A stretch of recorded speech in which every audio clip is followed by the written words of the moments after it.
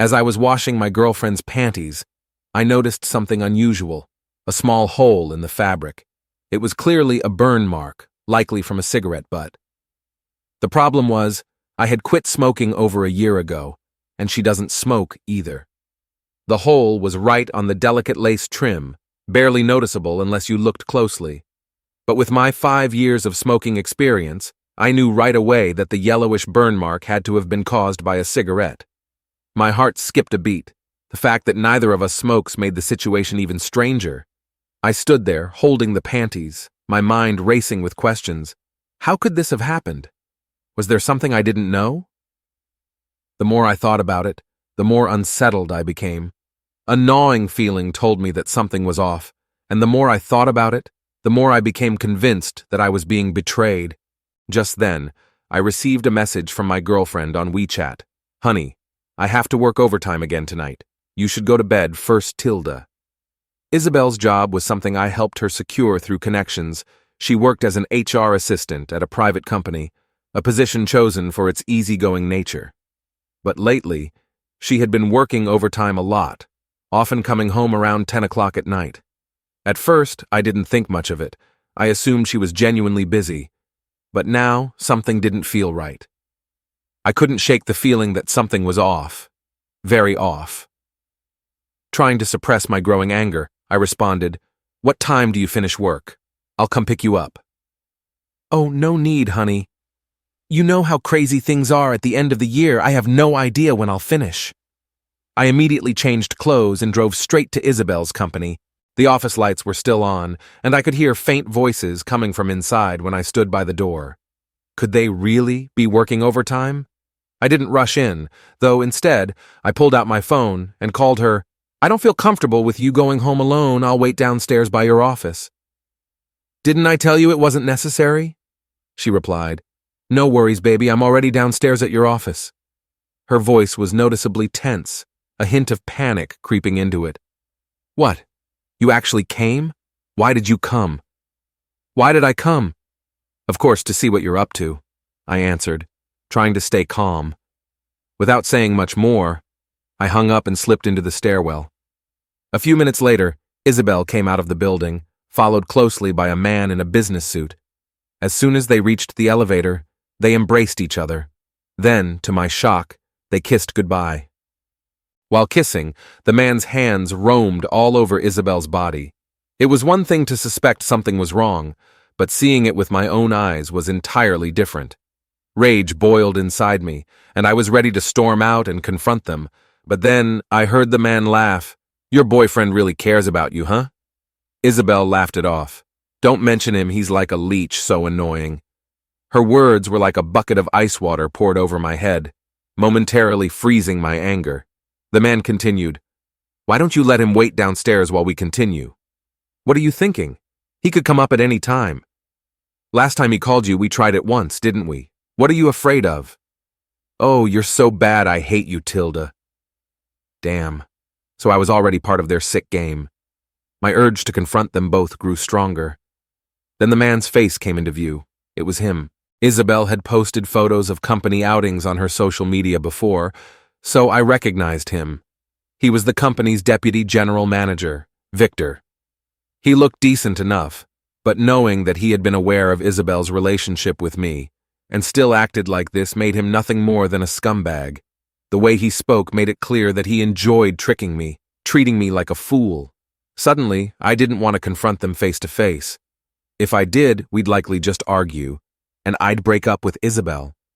That would be too easy on them. Before Isabel got into the elevator, I secretly took a photo of them holding hands. Then I went down the stairs and Isabel was already waiting by the car. Acting like nothing had happened, I said, "I thought you'd take longer, so I went to the first floor to use the restroom." Maybe because I had interrupted their fun, Isabel rolled her eyes and muttered, "It ended early.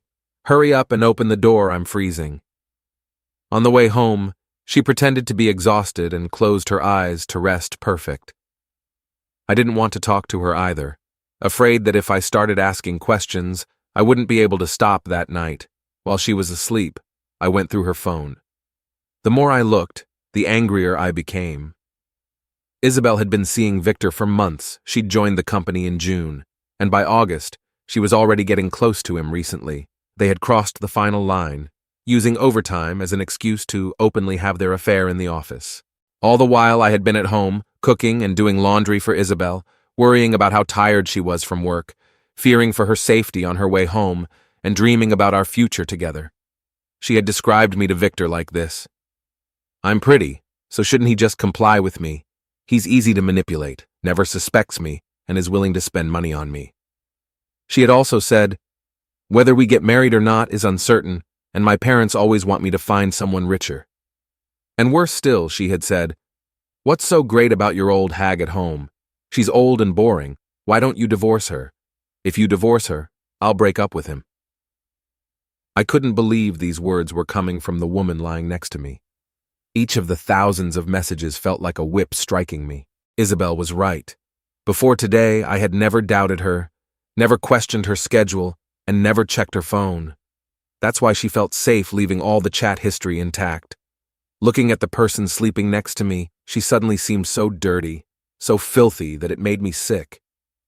The next morning, while Isabel was putting on makeup, her phone rang. She picked it up without hesitation, answering in a serious tone. "Hello, Manager Chen, what's the matter?" Yes, okay, I'll try to arrive early today to go over things with you." I asked her, "Is there something going on at work?" "Yes, the boss is pushing me to get there quickly.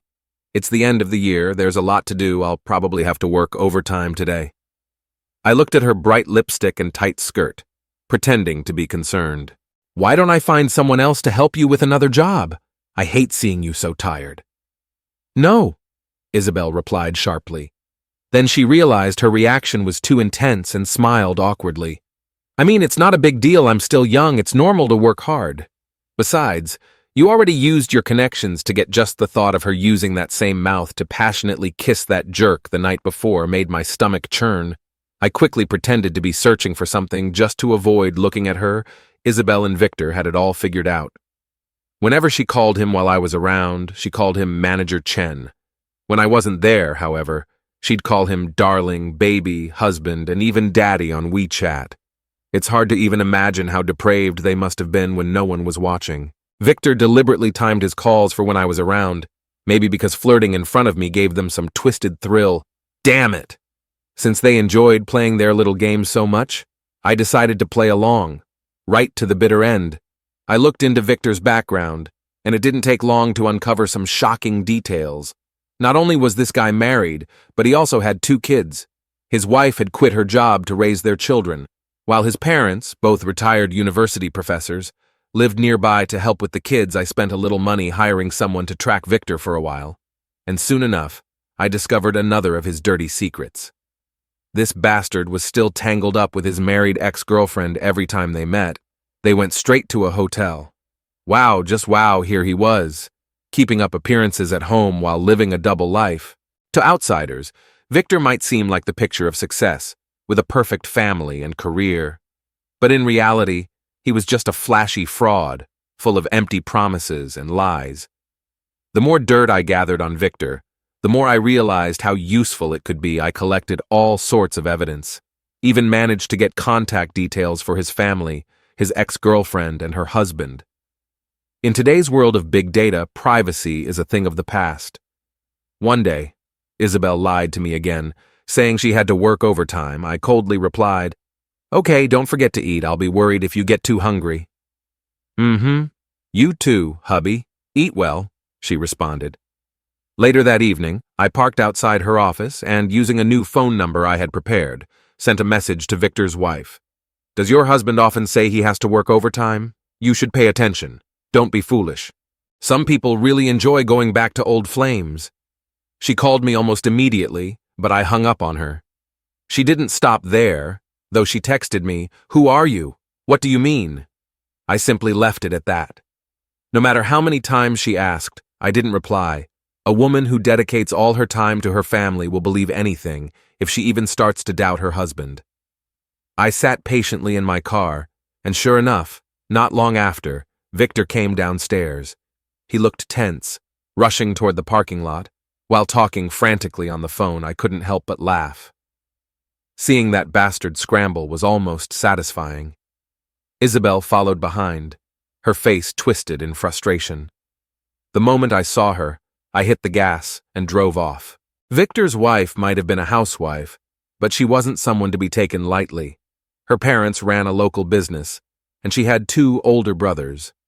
Growing up, she was spoiled, known for her fiery temper. Now, with my tip-off, if she started digging, things wouldn't end well for Victor. So he kept a low profile for a while. Not only did he start coming home on time every day, but he also stopped flirting with Isabel late at night on WeChat. This, of course, infuriated Isabel. Like all mistresses hoping for the top spot, she looked down on the legitimate wife. She sent Victor a message. "What's so great about being controlled by that tigress? She's old and fierce. Am I not better than her? Ha, how naive."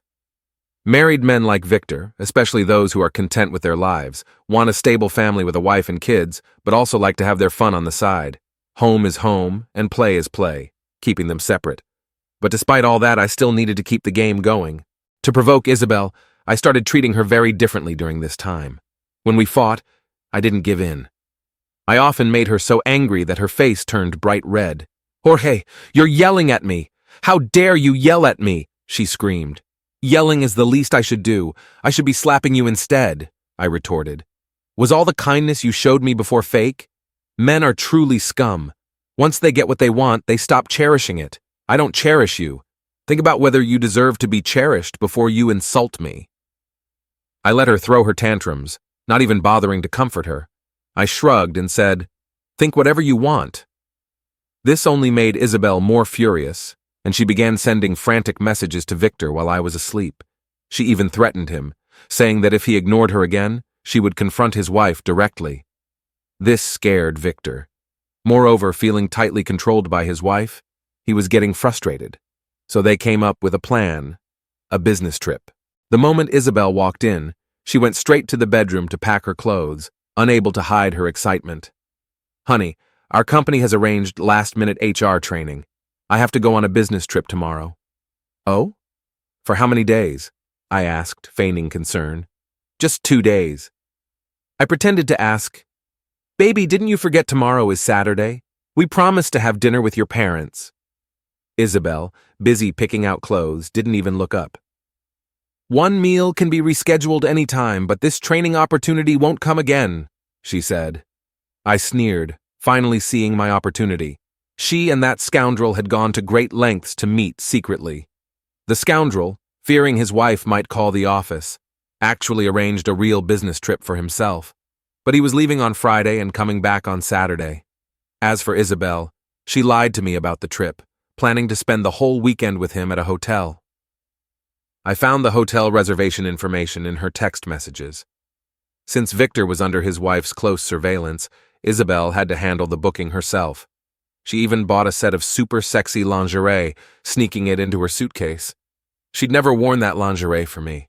The next day, Isabel didn't let me take her to the train station, and I didn't insist. She said she would miss me, but her heart had already run off to meet her lover. After she left, I didn't sit idle. I bought a few gifts and headed to Isabel's parents' house. Their home was just under 2 hours away. Isabel's parents didn't have steady jobs, and her younger brother spent his days playing video games. "Uncle, Auntie, Isabel doesn't know I'm here today. Actually, I'm planning to propose to her," I said. Her parents exchanged a glance, smiling but not too warmly. "Jorge, you've been dating Isabel for over a year. It's time to talk about marriage, but marriage is no small matter," they said. I quickly responded, "I know. Getting married requires both families to sit down and discuss everything. Don't worry, Isabel is a good girl, and my family will show enough sincerity to marry her." Her dad's eyes lingered on the gifts I brought. "As parents, we don't ask for much, just that our daughter finds a family that truly understands and cherishes her," he said. It sounded nice, but what did understanding and cherishing really mean? It all came down to how much the groom's family could offer in dowry. Isabel's parents had asked her repeatedly about how much dowry my family could provide. I'd already done my homework. In their area, a typical dowry ranged from $66,000 to $88,000. Nothing extravagant. But if that was the case, her parents wouldn't be dancing around the topic with me. I smiled and said, "Uncle, you're right. Don't worry, my family's dowry will be more generous than the others, ensuring Isabel won't lose face." Her dad cleared his throat, clearly not satisfied with my vague answer. Her mom, catching on, spoke up. "Jorge, my daughter has a bachelor's degree and is beautiful. You might not know this, but despite saying Isabel has a boyfriend, matchmakers are lining up to propose to her. Last month, our neighbor's daughter got married with far fewer conditions than Isabel, yet the groom's family gave a dowry of 200,000. I remained calm and replied, "Auntie, my family will give a dowry of 500,000. Her mom nearly jumped out of her seat. "How much?" she gasped. 500,000, I repeated. Her dad, who had been drinking water, coughed violently. "Jorge, are you serious? Does your family agree to this?" I fought to keep the mockery out of my voice. "Yes, I discussed it with my parents and they agree." I showed them the fake chat records I'd created. Her mom's face lit up with joy. "Look at me.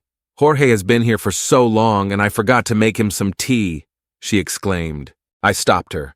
"Auntie, I'm not finished yet. The house I'm living in right now was bought for me by my parents, fully paid for. I'll add Isabel's name to the deed.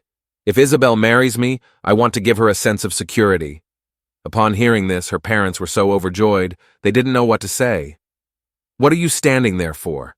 Go wash some fruit for Jorge." I could hear the sound of video games coming from the bedroom. I knew it was Isabel's lazy brother, Carlos. "Uncle Auntie, I think it's not good for Carlos to stay home all the time," I said. Her dad sighed. "This rascal, we found him several jobs, but he didn't like any of them. The easy ones pay too little, and the well-paid ones, he says, are too tiring. He stays home all day, driving us crazy." I offered, "A friend of mine has a company and needs a driver to pick up and drop off clients. The pay is nearly 10,000 a month. Should I ask for Carlos? It's an easy job, good pay, and flexible hours. What do you think?" Her parents were so excited they wouldn't let go of my hand. "Really, Jorge? If you can do this, you'll solve a big problem for our family." Her mom raised her voice, nearly shouting. "I've always told her dad that Jorge is the right one for Isabel. He's reliable and a good boy." Her dad grumbled. "You weren't saying that when you called Isabel back for a blind date." "No matter. Life is a play and it's all about acting," I said smoothly. Isabel's parents insisted I stay for dinner, but I politely declined. My schedule was tight, and I had important things to do. I arrived at the hotel Isabel had booked at 10 that night. The person I had arranged to help had been waiting at the hotel since early morning. After Isabel checked in that afternoon, she sent me the room number, and I forwarded it to another person. "Bro, this is all I can do for you." Half an hour later, a man with glasses and a burly man entered the hotel. I hid by the stairwell and watched.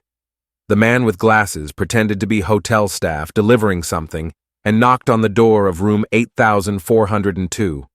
When the door opened, the burly man kicked it in. Isabel's terrified screams echoed throughout the hotel. It wasn't too late. Many people were still awake and came out to see the commotion. I blended in with the crowd, secretly recording. Victor and Isabel, both disheveled and panicked, stumbled out. The burly man, towering over Victor, quickly overpowered him. The man with glasses pulled out a baseball bat. "You scumbag dare to cheat on me? I'll beat you to death," he threatened. The bat struck Victor's stomach hard, and the burly man kicked him in the groin. Victor screamed and collapsed, clutching his crotch. Ouch! He looked like he was in agony. The onlookers were eager for the show, but no one dared intervene. In this kind of situation, most people would assume it was a cheating scenario and would watch without getting involved. Victor, bleeding from his nose, writhed on the floor, while Isabel huddled in a corner, desperately trying to cover herself with a towel. She trembled and threatened, "Who are you? If you keep hitting, I'll call the police." The man with glasses laughed. "Call the police, then. I'll just say this guy hired a prostitute at the hotel." When Isabel heard herself being called a prostitute, her face turned red with fury. "Screw you! You're the prostitute. Your whole family is full of prostitutes," she spat. "What else could you be? This man has a wife and kids. Are you his wife? If you are, then call the police." The man with glasses left Isabel speechless. Victor, lying on the ground and terrified, begged, No, don't call the police. The onlookers murmured, "Oh, so he really is cheating." Isabel was embarrassed and furious, but with no clothes on, she could only curl up in the corner, pulling the bedsheets over herself. The man with glasses wasn't just anyone. He was the husband of Victor's ex-girlfriend, a man sharing the same fate as me. Yesterday, I sent him photos of Victor and his ex-girlfriend at the hotel. I told him that if he wanted to vent his anger, I could help. As long as he didn't go too far, Victor wouldn't dare call the police. And so, the scene unfolded. Victor definitely didn't want this to blow up, especially since his lie about the business trip would be exposed, along with his affairs with 2 women. It would ruin him and bring chaos to his family. The man with glasses, having had enough, grabbed Victor's chin and forced him to promise never to contact his ex-girlfriend again before letting him go. Seeing Victor kneel and beg for mercy was immensely satisfying. On Sunday morning, Isabel returned home, looking exhausted, with a conspicuous red mark on her neck. "Baby, you're back so soon. Why didn't you tell me? I could have picked you up." I pretended not to know anything. Isabel didn't hesitate to lie. "The training finished early, and I missed you so much, I rushed back." Tisk, tisk, tisk. It's always the same with liars. They're full of empty words. I gave her a suspicious glance and asked, "What happened to your neck? Allergic reaction?" "Oh, I went for a massage session with some colleagues and this happened. I'm really annoyed. I wouldn't have gone if I knew it would turn out like this," she explained. A massage, huh? That was her excuse? I'd noticed the mark on her neck the previous night. I was curious how she would try to cover it up when she returned. I never expected her to make up the massage story. Isabel chatted with me for a while, then made an excuse to go shower, taking her phone and heading into the bathroom. In reality, she was likely checking on Victor's injuries. I chose not to call out her lie and held my silence. Their secret rendezvous had completely backfired. Victor, terrified after the beating, had gone into hiding. He didn't dare talk to Isabel at work, worried someone might catch on. He still had no idea who had exposed his affair with his ex-girlfriend. Victor had even convinced Isabel to delete their chat history, but thankfully, I had already backed it up. Isabel was starting to get frustrated with Victor's retreat. No mistress likes it when the man she thought she had won over retreats back to his family. While talking to Isabel, I intentionally mentioned Victor and his wife. "Baby, I think I saw your deputy general manager on the street today, hugging his wife. He was so kind and gentle with her. He's such a great husband," I said, laying on the praise. I went on to gush about how beautiful and elegant Victor's wife was, and how attentive Victor was to her, like the perfect husband. Isabel's lips twitched with anger, but she couldn't reveal any of it in front of me. She continued pestering Victor on WeChat. "How long do you expect me to wait? I'm tired of sneaking around." A few days later, Isabel's company's annual party was coming up. It was set in a 5-star hotel, and Isabel had a solo singing performance. I offered to help her with the background video for her performance. The day before the party, I called Isabel's parents. "Uncle, Auntie, I plan to propose to Isabel tomorrow. Could you come and witness it?" "Of course, no problem," they said without hesitation. "I want to surprise her, so please don't spill the beans."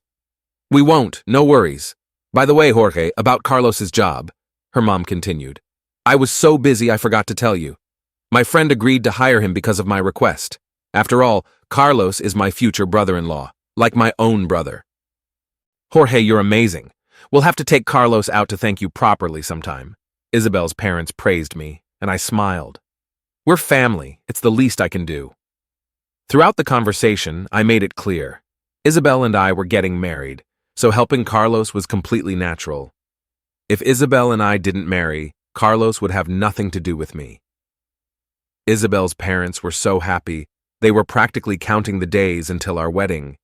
I even overheard them talking about looking for houses with Isabel's brother. Go ahead, be happy, I thought. The more they rejoiced now, the greater the disappointment would be when the truth came to light. All of this had been set in motion by their precious daughter. The next day, Isabel woke up early, spending 2 hours on her makeup and hair, then headed out in her expensive dress. I didn't need to ask to know what was going through her head. At the company's annual party, senior executives were bringing their spouses, and Isabel was determined to outshine Victor's wife. I dropped her off at the hotel, then snuck inside myself. The hotel lobby was spacious, and I found a remote corner to hide in, pretending to be on the phone. The staff assumed I was part of the company and didn't ask any questions. When the event kicked off, the boss and vice presidents took turns giving speeches. When it was Victor's turn, I sent a message to his wife. Manager Chen is such a great guy and deserves a better woman. If the love is gone, it's gone. Do you think a relationship built on force will ever be sweet? When he held me and called you a shrewish, boring old woman, I truly felt sorry for you today. I have a performance watch carefully and see if you're better suited for him or if I am. Victor's wife had been happily recording the event, but as soon as she saw my message, her face dropped. I wasn't making up anything. Those were Victor's exact words to Isabel on WeChat, and it was exactly how Isabel felt too. After Victor finished his speech, he noticed his wife seemed upset. He asked a few questions, but she remained cold, staring at every young woman who took the stage. Just then my phone rang. It was Isabel's parents. Yes, uncle, you can come straight in. I'm at the entrance of the lobby. Along with them was Carlos, who, knowing I had found him a cushy, high-paying job, greeted me with an unusually bright smile, calling me brother-in-law repeatedly, something he'd never done before. This kid had never shown me much respect. If he had, he would have come out to greet me the last time I visited their house. I forced a smile. Isabel's performance is about to start. After it's done, I'll go on stage and propose. The company staff will be in on it. Finally, it was time for Isabel's performance. As she took the stage, the lights shifted to a soft, romantic glow, complementing her delicate makeup and the off-shoulder dress that highlighted her collarbones. She looked nothing short of enchanting. The audience gasped in amazement, and the applause that followed was continuous. Isabel, sitting in front of Victor, threw a look of provocation his way as if to say, "See? I'm young and beautiful. Can that old woman next to you compare?" I crossed my arms, trying to contain my excitement. The moment had finally arrived. The big screen began playing the video. After a brief introduction, the music swelled. Isabel picked up the microphone and began singing, her voice soon drawing her into the performance. But she didn't notice the shifting expressions in the audience. Yes, I had swapped the music video. I kept the song but replaced the visuals with a video of her and Victor in a hotel room. The video showed a man, wearing only boxers, being beaten and unable to stand, while a disheveled woman screamed in panic. The footage of their affair displayed on the hotel's LED screen was shocking. Isabel's parents stood beside me, speechless. Carlos was the first to speak. "Mom, isn't that my sister? She really went to a hotel with another man?" "Don't talk nonsense," his mom interrupted nervously, looking at me. "Jorge, that can't be Isabel. I know my daughter, I wouldn't mistake her." Carlos, stubborn as ever, insisted, "How can it not be?" His father's stern look silenced him immediately. I pretended to be in complete shock, my face reflecting disbelief. Of course, it was all an act. "Jorge," her father said, his voice trembling. "There must be some misunderstanding." Meanwhile, Victor sat there, mouth half open, his eyes wide, as if he had just seen a ghost. He was almost falling out of his chair. Isabel, noticing Victor's reaction from the stage, probably thought he was captivated by her performance. Her expression turned smug as she basked in the attention. The boss and senior executives in the front row looked utterly uncomfortable, as though they had swallowed something foul. People in the back row were snickering crudely. Isabel, still singing, started to sense something was wrong. The audience wasn't looking at her anymore. They were focused on something behind her. She slowly turned around, and at that exact moment, the camera zoomed in on her disheveled appearance. Isabel froze in place, the microphone slipping from her grasp, hitting the floor with a loud, sharp clatter. I gave her a pained look and asked, "Uncle, can you still say that's not Isabel?" Her parents were left speechless, wishing they could vanish into the floor. Everyone's gaze was now on Isabel and Victor, and naturally on Victor's wife as well. Victor, looking like a dog begging for mercy, was almost on his knees in front of his wife. "Honey, it's not what it looks like. Let me explain," he stammered. His wife, still composed, her tone cold but controlled, responded, "This is what you promised me, that you would never stray. But what woman wouldn't be furious seeing a video of her husband cheating in a hotel?" This was just the calm before the storm. "Honey, let's go home first and I'll explain everything," Victor pleaded. "One ex-girlfriend wasn't enough. Now you're with this company slut. No wonder you kept saying you had to work overtime." Victor, still in denial and attempting to cover his tracks, only managed to enrage his wife further. She slammed her hand on the table and pointed at him. "Damn you! Try lying to me again and I'll deal with that slut first, then I'll deal with you." Finally, her fury was unleashed. Just what I was hoping for. If it weren't for Isabel's parents standing next to me, I would have cheered. Victor's wife, being closest to the stage, rushed up to confront Isabel, terrified. Isabel tried to back away, but was grabbed by her hair. What wife wouldn't want to kill the mistress she finds in her husband's arms? Especially since, in Victor's wife's eyes, this video might have been orchestrated by Isabel herself, deliberately shown to provoke her. Without warning, Victor's wife punched Isabel squarely in the face. Yes, punched. Most women slap in these situations, but not her. This woman's punches were swift and powerful. I suspected she had some boxing training. "Bitch, do you feel proud being a mistress? Seducing men while singing, thinking I wouldn't notice?" she shouted. "Dare to seduce my husband. I'll kill you, believe it or not." Isabel screamed in pain, desperately trying to shield herself, but it was no use. People rushed to the stage, some shouting, some recording, and many just stood by, watching the chaos unfold. It took a lot of effort to pull the two women apart, and Isabel was left a beaten mess. No matter how embarrassing it was, her mother had to step in to protect her. Perhaps because she was so humiliated and furious, Isabel completely lost her composure. Her eyes red with anger, she hysterically shouted at Victor's wife, "Fine, let's clear things up today. He doesn't love you anymore, got it? He doesn't love you. You two will divorce soon. You think you're something just because you gave him 2 kids? What do you have?" Victor slapped Isabel hard, sending her sprawling to the ground. Everyone froze in shock. Victor had slapped Isabel so hard, his handprint was visible on her cheek. He pointed at her and cursed, "You filthy whore. You've been harassing me since you started working here, tricking me into going to that hotel. I'm telling you, my wife is the love of my life. Who do you think you are to compare with her?" Victor's eyes were venomous, as if he wanted to kill her. "I warn you," he spat. "If you continue to destroy my family, I'd rather lose my job than let you or your family live in peace." Isabel was dumbfounded, her mouth opening and closing, but no words came out. Just the day before, they had been exchanging flirtatious glances. Now, in front of his wife, she meant nothing to Victor. His final words were a blatant threat.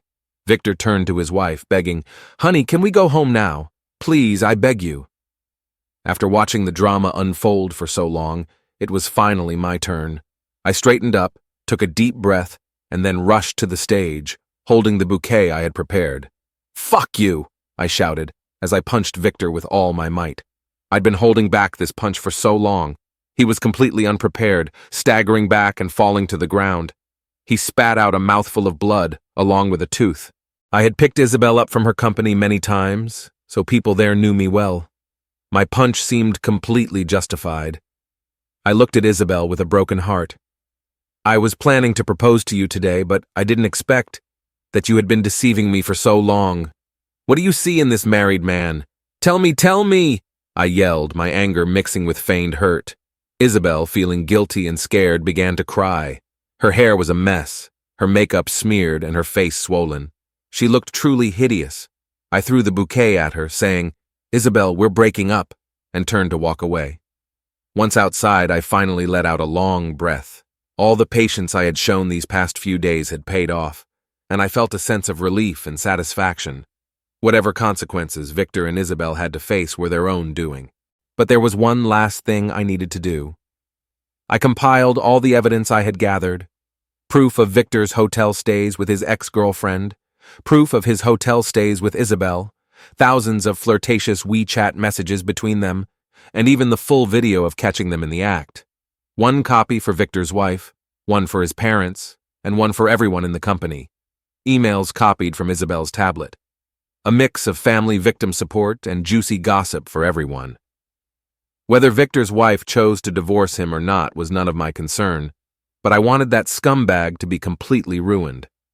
I never imagined that after years of watching gossip online, I would one day be making a PowerPoint presentation because I was cheated on. After finishing all of this, I had a peaceful night's sleep. Early the next morning, Isabel was brought to my place by her parents, but I refused to let them in. Her parents tried to plead on her behalf. "Jorge, you and Isabel have been together for so long.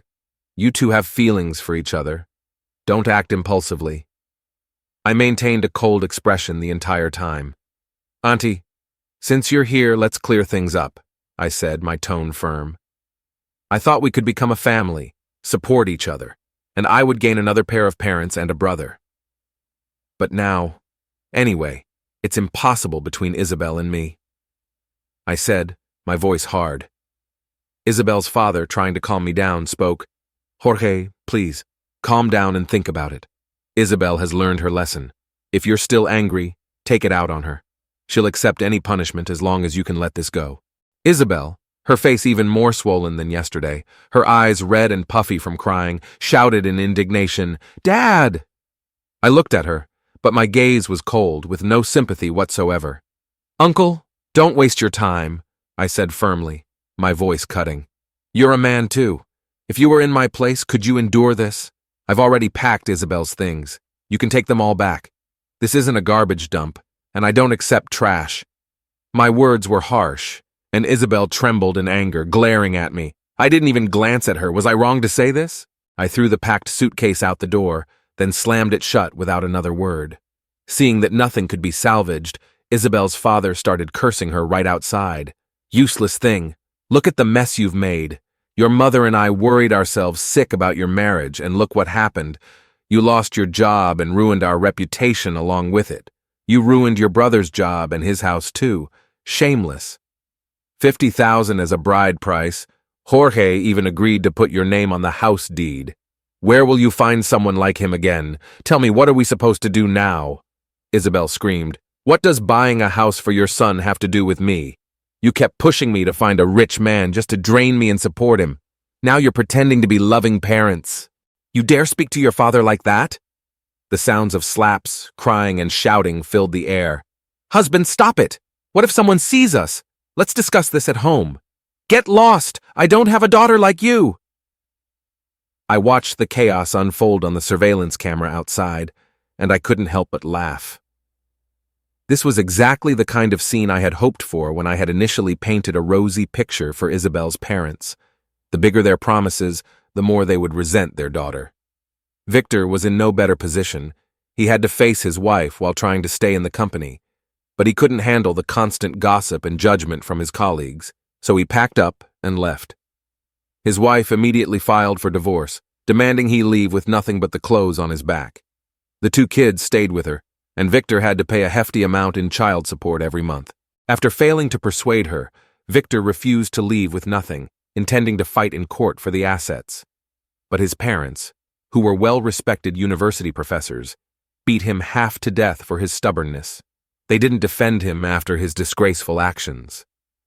They agreed to their daughter-in-law's demands without hesitation, only hoping to see their grandchildren often in the future. Isabel's ridiculous actions started to unfold. Her parents thought they could use the 50,000 bride price from my family and their savings to make a down payment on a house for their son. Carlos would cover the mortgage payments with his salary. They rushed to look at houses and even paid a deposit. But after I broke up with Isabel, all their plans came crashing down. If they didn't buy the house, they would lose the 100,000 deposit. They had no choice but to borrow money from everywhere to scrape together the down payment. Isabel was determined to climb the social ladder, and her parents were set on getting a house for Carlos. They lost all shame and hatched a ridiculous plan for Isabel to fake a pregnancy. Since Victor had been avoiding Isabel, she went to his parents' house with a fake pregnancy test report. Victor's mother fainted from anger, and his father called an ambulance and reported the situation to the police. Isabel didn't dare lie in front of the police and admitted she wasn't pregnant. Victor was already furious about having to leave the house for his wife. When he found out about Isabel's deception, he immediately gathered a group and went to Isabel's house, smashing everything in sight. Isabel's parents, equally furious, called the police again. The back and forth between the two sides was an entertaining drama, and I couldn't help but laugh for a long time. One night, out of nowhere, Isabel called me, cursing me out. "Jorge, what are you so proud of? How dare you talk to me like that? Yes, I cheated on you. And Victor and I didn't just hook up at the hotel that one time. You didn't even know about it." I calmly replied, "Oh, it was just overtime, right? I helped you and Manager Chen share your overtime records with everyone in the work email group, so now all your colleagues can see how dedicated you both are." Isabel fell silent. After a long pause, she gritted her teeth and muttered, "Jorge, it was you." Before she could finish, I hung up and blocked her. Isabel, who had always been so arrogant and thought she had me wrapped around her finger, was probably choking on her own words when she discovered the truth. When someone is despicable, justice will always catch up with them eventually. If the heavens don't deliver it, I will.